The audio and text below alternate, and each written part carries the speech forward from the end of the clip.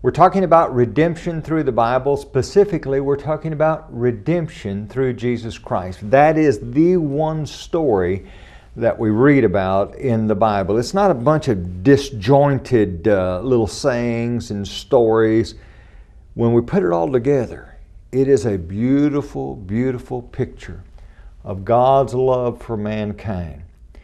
And as we look at these various lessons that we learn as we begin to march through the Bible, we see the great love that God has for us. Now, I want to take just a moment. We're going to jump over very quickly. We're going to jump over to some things that happen in the wilderness wanderings.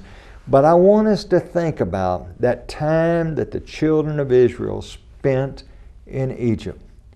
That time was a time of slavery. It was a time of harsh servitude. And very much it's like the harsh servitude that people face today.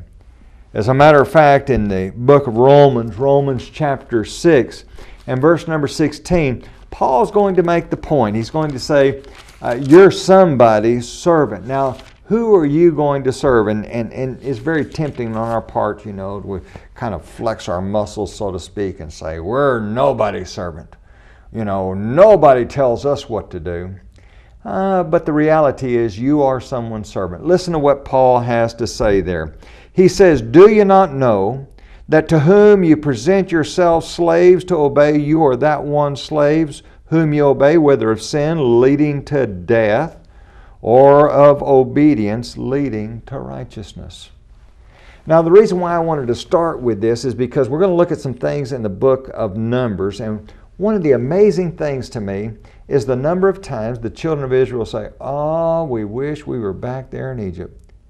Egypt was terrible. It was horrible. But there are folks like that today. They look back to that time that they lived in sin and they say, oh, I wish I was back there. As a matter of fact, I've heard people talk about their life before Christ as if they miss it. They say, boy, those were the good old days. No. Living in sin is not the good old days.